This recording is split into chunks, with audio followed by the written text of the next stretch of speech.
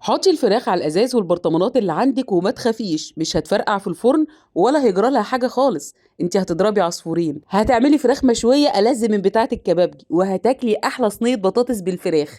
يلا سمي الله، صلي على رسول الله، وتعالي نشوف هنعملها ازاي. معايا بقى الفرخه، وكنا لسه منزلين فيديو مكعبات الزفاره. الفرخه دي طبعا زي ما انتم شايفين كده جواها قشر يستفندي. مكعبات الزفاره كانت مكوناتها قشر يستفندي وقشر ليمون، ودي بتضيع الزفاره تماما.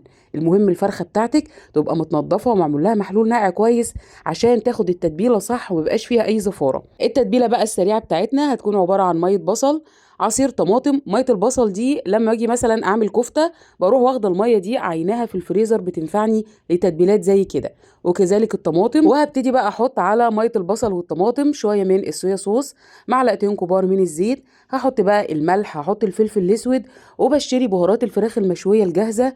طبعا بتديني طعم تحفه للفراخ كاني جايباها من عند الحيتي.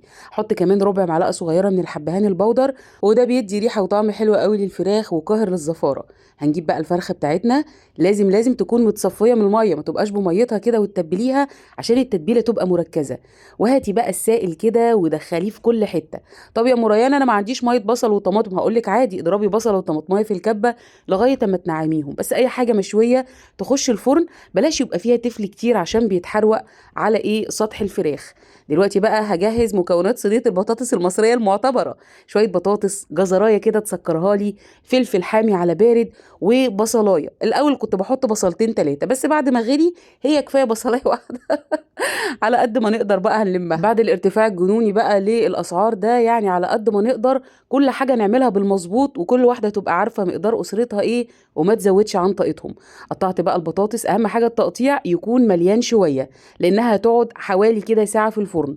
طيب جبت بقى خليط الخضار الجميل ده، واتفرجي على التكه اللي هتخلي صينيه البطاطس دي معتبره. هديها بقى نص معلقه فلفل اسود، معلقه من الكمون، معلقه من الكزبره، ودي بقى الثلاث توابل الاصليه اللي بيودوا صينيه البطاطس في حته تانية. وجربي. كان عندي كده دي مكعب صلصه طماطم. الصراحه انا ما بحبش اكتر الطماطم قوي في صينيه البطاطس، كمان بحبها بيضه. هحط بقى معلقه صغيره من الملح وثلاث معالق كده من الزيت، مش السمنه، لان الفراخ هتنزل الدهون على البطاطس، فمش عايزين نعلي الموضوع قوي. بصي بقى، ابتدي دعاكي كل حاجه وفروكيها كويس جدا جدا بالتوابل، بتفرق جدا الخلطه دي. هجيب بقى البرطمان اللي هحط عليه الفرخه، حوالي كده ربعه من ميه، مش عشان هيفرقع لو ما حطيتش ميه جواه، لا، عشان يتقل لي الفرخه، لان الفرخه تقيله من فوق، فلازم يبقى مليان هو من تحت.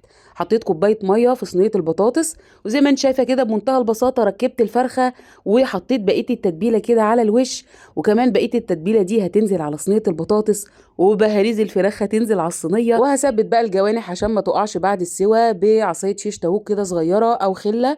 وكمان هثبت الرجول عشان الفرخه دي لما تستوي ممكن الورك تلاقيه وقع، فثبتيهم مع بعض. كمان وزن الفرخه يا جماعه المفروض ما يكونش عالي لو هتعملي الشوي بالطريقه دي، يعني اقصى حاجه كيلو 800 كيلو 900. مشغله الفرن بقى على اعلى درجه حراره، وزي ما انتم شايفين خلي بالك الفراخ دي ما بتاخدش شوايه، لان ارتفاع الفرخه من فوق عند الرقبه ضارب اصلا في الشوايه.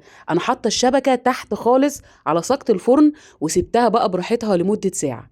الله على الجمال والله على الريحه. وصينيه البطاطس لو احتاجت منك ميه وهي جوه الفرن برضو اديها شويه ميه لغايه اما الفرخه تتحمر وتستوي بالشكل ده. احلى فراخ شويه. الناس بقى هتقول لي كده زفاره ومش زفاره، اقول لهم انتوا بتحلموا.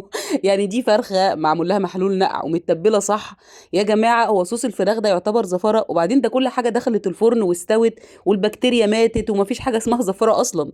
شايفين اصلا الفراخ الشوايه اللي بتتباع عند الكبابجي الصوص بتاعها كده بيغرقوا بيه الفراخ، وده الدسم وكل خلاصه الفراخ وجمال الصوص نزل على صينيه البطاطس. حد هيقول لي يا مريانه طب ما احنا بنعمل صينيه البطاطس بالفراخ بنقطع الفراخ فوقيها. اقول لك في ناس بتقرف تعمل كده وما بتحبش تحطهم على بعض، وفي ناس بتحب الفراخ كلها تبقى مشويه من كل ناحيه، فدي طريقه حلوه قوي. وانا صراحه ولادي بيحبوا الطريقه دي عما رص الفراخ فوق البطاطس. اتفرجي بقى معايا على الدوبان واحلى شويه بطاطس. ايه الجمال ده! الفراخ ناشفه مشويه مش طريه، ودي ميزه الطريقه دي. اهم حاجه تحطيها على برطمانات ازايز تكون ازاز، اي برطمان عندك بتاع صلصه بتاع مربى هيمشي. احلى فراخ مشويه. يلا شجعيني باجمل لايك. كان معاكي شيماء محمد، ما تنسيش تعملي متابعه عشان يوصلك كل جديد. والسلام عليكم ورحمه الله وبركاته.